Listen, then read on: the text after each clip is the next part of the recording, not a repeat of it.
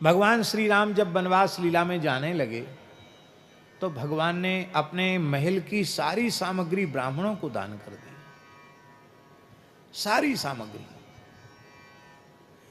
वशिष्ठ जी के पुत्र सुयज्ञ को बुलाया और कहा ब्राह्मणों को बुलाओ, मेरे महल की सारी सामग्री, अपने शरीर के आभूषण, जानकी जी के आभूषण सब ब्राह्मणों को दे दिए। और भगवान ने कहा कि ये कट शाखा के, माठर शाखा के कुछ ब्राह्मण हैं, ये बड़े वैदिक हैं, इनकी कर्मकांड में, धर्म में बड़ी निष्ठा है, पर इतना अधिक इनका कर्मकांड और पूजा पाठ है कि सवेरे से लेकर शाम तक ये पूजा पाठ में लगे रहते। जब देखो तब संध्या, जब देखो तब हवन, जब देखो तब पाठ। प्रसाद पाने की फुर्सत भी नहीं। पर एक चीज है, ये भोजन के बड़े शौकीन है। उनको इच्छा रहती है कि बढ़िया बढ़िया तरह तरह की पचमेल मिठाइयाँ, कभी मलाई के पुआ, कभी अधौटा, दूध की घुटे में रबड़ी, रबड़ी को लज्जित करने वाली खीर पाने को मिले, ये इनकी इच्छा रहती है इन ब्राह्मणों की। तो अब तक तो इनको खूब जिमाया जाता था रोज, अब हम चले जाएंगे 14 साल के, इनको कौन जिमाएगा। तो वो सारा प्रबंध सुयज्ञ जी के हाथ में देकर भगवान गए कि 14 वर्षों तक इनका खीर मालपुआ बंद होना नहीं चाहिए। ये खूब अपना भजन पूजा पाठ करें, जब जिसको फुर्सत हो बढ़िया चकाचक प्रसाद पाने महल में पधारें। ऐसी राम जी की भक्ति। एक ब्राह्मण देवता आ गए, उनका नाम था त्रिजट। त्रिजट नाम क्यों था जानते हैं? उनके मस्तक पर 3 ही जटाएं थी, उनकी सब केस उलझ गए थे, 3 जटाएं बन गई थी, तो उनका नाम था त्रिजट। अग्निहोत्री तपोधन ब्राह्मण थे, अकिंचन थे। उनकी जो होम धेनु गाय है वो पधार गई थी, तो उनकी पत्नी ने कहा कि बिना गाय के तो अग्निहोत्र कैसे होगा। तो राम जी सबको सब कुछ दे ही रहे हैं, तुम एक अच्छी दूध वाली गैया ले आओ राम जी से। तो त्रिजट नाम के ब्राह्मण वलकल वस्त्र पहने हुए, आधा पहने आधा ओढ़े हुए, तपोधन दुर्बल ब्राह्मण, केवल 3 जटाएं मस्तक पर हैं, सुंदर पंचकेश हैं। और महाराज वो पहुंच गए डंडा टेकते हुए। एक डंडा था, वो शरीर दुर्बल था, हड्डी हड्डी ही थी शरीर में, ऐसे डंडा टेकते हुए पहुंच गए। राम जी ने उनके चरण धोए, उनको प्रणाम किया। बोले प्रभु, हे तपोधन, आप कैसे पधारे हैं? बोले भगवान, मेरे अग्निहोत्र की रक्षा करना आपका कर्तव्य है, आप एक सुंदर पयस्विनी सुलक्षणा गाय हमको दे दें। भगवान हंसने लगे। भगवान बोले एक गाय नहीं, आप जैसे तपोधन ब्राह्मण को तो अनेकों गायों को देना चाहिए।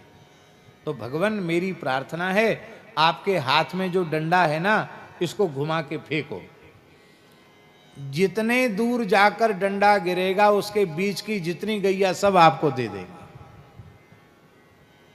तो भगवान के महल के जो सेवक थे उनके मन में आया, लगता राम जी इसको कुछ देंगे नहीं। क्यों?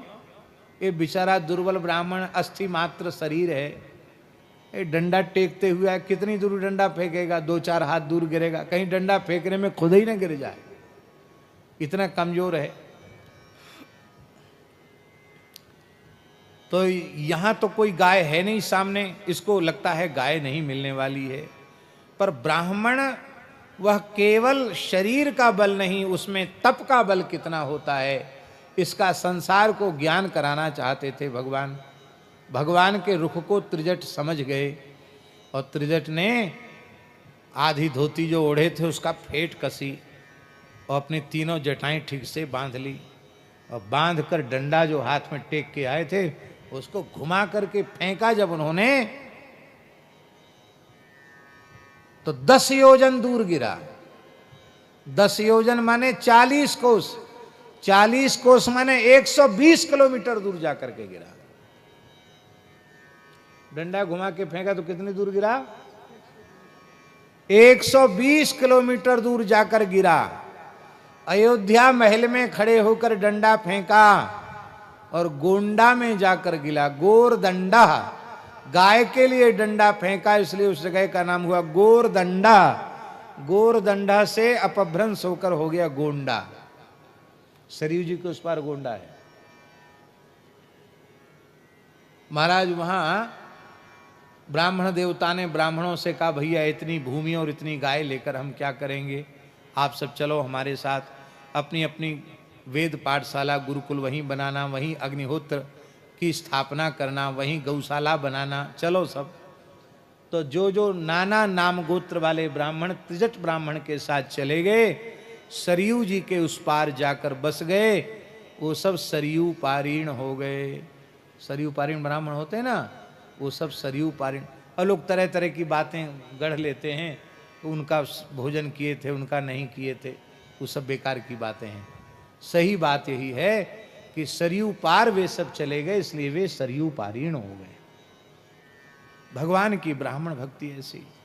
महाराज जब भगवान चक्रवर्ती सम्राट पद पर प्रतिष्ठित हो गए और भगवान ने जब यज्ञ किए, कोटिन बाज मेध प्रभु की ने, जब भगवान ने यज्ञ किए, यज्ञ के बाद जब भगवान श्री राम ने सर्वस्व दान किया, होत्रे ददात दिशम प्राचीन, होताओं को पूर्व दिशा का दान कर दिया, उद्गाताओं को पश्चिम दिशा का दान कर दिया, उद्गाताओं को उत्तर दिशा का दान कर दिया, और अध्वर्यु को पश्चिम दिशा का दान कर दिया, ब्रह्मा को दक्षिण दिशा का दान कर दिया, यज्ञ में जो ब्रह्मा थे, और शेष अयोध्या का दान वशिष्ठ जी को कर दिया। सारी सप्तद्वीपवती पृथ्वी का अयोध्या सहित दान करके महाराज जी भगवान के शरीर पर केवल एक धोती थी, एक उपरणा था बस, और किशोरी जी के श्रीअंग पर केवल सौमंगल्या विशेषिता, केवल सौभाग्य के चिन्ह ही श्रीअंग पर थे, दूसरा आभूषण नहीं था। और फिर ठाकुर जी ब्राह्मणों के सामने खड़े हो गए, आपका ही था, आपको देकर हम निश्चिंत हो गए, अब हम तो फिर दंडकारण्य जाएंगे, वहीं अपना भजन करेंगे। ब्राह्मणों के नेत्र भराए। ब्राह्मणों ने कहा, अहो ब्रह्मण्य देवस्य, आज ब्रह्मण्य देव भगवान की ब्राह्मण भक्ति को हमने देख लिया। बड़ा सुंदर महाराज जी श्लोक है, इस श्लोक को भी ब्राह्मणों को कंठस्थ करना चाहिए। नमो ब्रह्मण्य देवाय गो ब्राह्मण हिताय च जगद्धिताय कृष्णाय गोविंदाय नमो नमः, ये तो बहुत प्रचलित है ही, ये भी ठीक है, पर यह श्लोक भी भागवत के 9वें स्कंध का है, रामचरित्र का है, इसको भी कर्मकांड वाले ब्राह्मणों को कंठस्थ रखना चाहिए। बड़ा सुंदर श्लोक है। नमो ब्रह्मण्य देवाय रामाया कुंठ मेधसे उत्तम श्लोक धुर्याय न्यस्त दंडार्पितांघ्रे। बहुत बढ़िया श्लोक। नमो ब्रह्मण्य देवाय रामाय, ब्राह्मणों को ही अपना इष्ट देव मानने वाले भगवान श्री राम को नमस्कार है। नमो ब्रह्मण्य देवाय रामाया कुंठ मेधसे, जिनकी मेधा कभी कुंठित नहीं होती है, जिनकी शक्ति, जिनकी सामर्थ्य, जिनकी महिमा सदा अकुंठित बनी रहती है,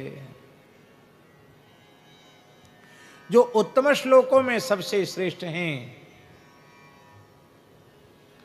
ऐसे प्रभु श्री राम के चरणों में हम सब प्रणाम करते हैं। भगवान कहते थे, नहीं हमने तो दे दिया, हम लेंगे नहीं। ब्राह्मणों ने कहा, महाराज ये हमारा संध्या गायत्री क्यों छुड़ाना चाहते हो, ये सब शासन प्रशासन के चक्कर में क्यों फांसना चाहते हो, हमको अकिंचन तपोधन ब्राह्मण से जमींदार क्यों बनाना चाहते हो, आप तो ऐसी कृपा करो कि हमारा भजन सुरक्षित रहे, तपस्या आगे बढ़े।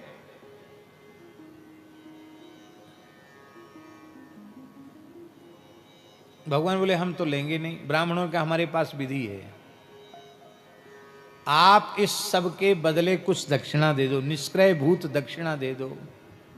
राम जी ने सबको निष्क्रय भूत दक्षिणा दी, विधि को पूरा किया और कहा ब्राह्मणों ने कि आपने सब कुछ तो हमको दे ही दिया, आप नहीं लेना चाहते, मेरी प्रार्थना है अब आप मानो यह कि यह सब संतों का ब्राह्मणों का ही है और मैं उनका सेवक हूं, उनकी ओर से नियुक्त शासक हूं। राम जी ने कहा, यह बात बहुत अच्छी है, तो राम जी ने अपने धरती का सम्राट इन ऋषि महर्षि ब्राह्मणों को ही माना, स्वयं को उन